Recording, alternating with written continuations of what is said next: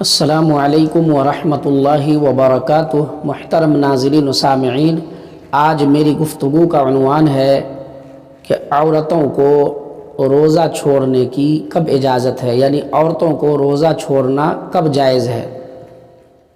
تو دیکھیے، ہر عورت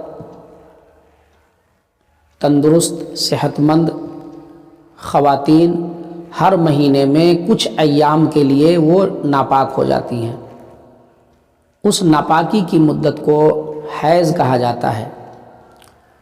حیض کی مدت کم سے کم 3 دن ہے اور زیادہ سے زیادہ 10 دن ہے۔ اگر 3 دن سے کم بلڈ آ رہا ہے تو وہ حیض نہیں ہے بلکہ استحاضہ ہے، اور اگر 10 دن سے زیادہ خون آ رہا ہے تو وہ بھی حیض نہیں ہے بلکہ استحاضہ ہے۔ لہٰذا استحاضہ آنے کی صورت میں آپ روزے رکھ سکتے ہیں۔ جیسے کسی کو 2 دن ہی بلڈ آتا ہے تو گویا کہ وہ ناپاک نہیں ہوتی ہیں، چونکہ وہ حیض نہیں ہے، اس لیے ان دونوں دنوں میں وہ روزے رکھیں گی۔ اسی طریقے سے جس کو 10 دن سے زائد بلڈ آتا ہے تو وہ دیکھ لے کہ اس سے پہلے مہینے میں وہ کتنا دن ناپاک رہی تھی، تو جتنا دن ناپاک رہی تھی اتنا دن تو حیض کا سمجھا جائے گا۔ باقی دنوں میں جو خون آ رہا ہے تو اس کو استحاضہ سمجھا جائے گا، اور ان دنوں میں بھی وہ روزہ سے رہیں گی۔ اسی طریقے سے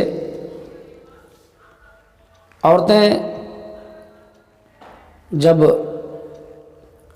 روزہ رکھتی ہیں تو روزہ 10 20 30 10 روزے رکھ لی، 20 روزے رکھ لی، پھر ایسی صورت میں اس کو حیض آ گیا، وہ ناپاک ہو گئی، تو جتنا دن وہ ناپاک رہے گی اتنے دنوں کی وہ نماز نہیں پڑھے گی، نماز ان کو معاف ہو جائے گا، وہ کبھی نہیں پڑھے گی، یعنی اتنے دن کی نماز کو قضا نہیں کرے گی بلکہ وہ نماز اس کو معاف ہو گئی۔ لیکن روزے ان مدتوں کے روزے معاف نہیں ہوئے بلکہ ان روزوں کو بعد میں قضا کرنا پڑے گا، قضا رکھنا پڑے گا۔ اسی طریقے سے بچہ پیدا ہوا، بچے کے پیدائش کے بعد جتنا دن عورت کو بلڈ آئے گا اتنا دن عورت ناپاک رہے گی، اس کو نفاس کہا جاتا ہے، اور نفاس کی مدت میں روزہ نہیں رکھ سکتی ہیں، روزہ نہیں ہوتا ہے۔ لہٰذا کم سے کم نفاس کی مدت کچھ بھی نہیں ہے، یعنی 2 دن میں بھی عورت پاک ہو سکتی ہیں اور 1 دن میں بھی پاک ہو سکتی ہیں۔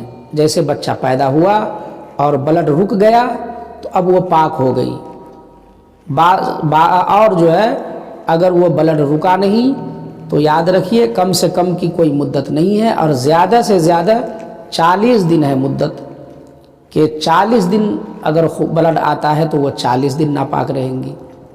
اسی طریقے سے جو ہے وہ 40 دن سے پہلے اگر پاک ہو گئی تو جس دن وہ پاک ہوئی اسی دن سے وہ روزہ رکھیں گی۔ ایسا نہیں، بعض عورت سمجھتی ہے کہ عورت کو آج بچہ پیدا ہو گیا اور کل بلڈ بند ہو گیا تو وہ عورتیں سمجھتی ہیں کہ ہم پاک نہیں ہوئی، ہے نا، اب 1.25 مہینہ وہ انتظار کرتی ہے اپنے پاک ہونے کے لیے۔ ایسا نہیں ہے، 1.25 مہینہ کوئی چیز نہیں ہے شریعت میں۔ جسی دن آپ کا بلڈ بند ہو گیا آپ اس دن سے پاک سمجھی جائیں گی، اس کے صبح ہو کر کے آپ روزہ، جیسے آپ آج بچہ پیدا ہوا اور آج ہی بلڈ آیا اور پھر آج شام تک یا رات تک بلڈ آیا، اس کے بعد سحری سے پہلے مکمل طور پہ بلڈ بند ہو گیا تو اب سحری کھا کے دوسرے دن سے روزہ رکھے گی، روزہ فرض ہے۔ ہاں، بچہ کو روزہ رکھنے کی وجہ سے کوئی دقت ہو سکتی ہے، جیسے دودھ سوکھ سکتا ہے تو وہ ایک الگ مسئلہ ہے، اس کے لیے وہ روزہ نہ رکھے، روزہ چھوڑ دے اور بعد میں اس کی قضا کرے۔ لیکن بچے کو کوئی نقصان نہیں، دودھ سوکھنے کا کوئی اندیشہ نہیں، تو جسی دن سے وہ پاک ہوئی، بلڈ آنا بند ہو گیا، اسی دن سے وہ پاک ہو گئی، اس دن سے وہ نماز بھی پڑھے گی اور روزہ بھی رکھے گی، اور اگر بچہ کو کہ ہلاکت کا اندیشہ ہے تو کوئی بات نہیں، دودھ سوکھنے کا اندیشہ ہے تو روزہ نہ رکھے، البتہ نماز نہ چھوڑے، نماز پڑھے، پاک ہوتے ہی نماز پڑھے۔ 7 مہینہ کا تصور غلط ہے اور بالکل غلط ہے۔ تو حیض کی حالت میں اور نفاس کی حالت میں عورتوں کو روزہ چھوڑ دینے کی اجازت ہے۔ اللہ تعالی ہم سب کو روزے کی قدر کرنے والا بنائے، آمین۔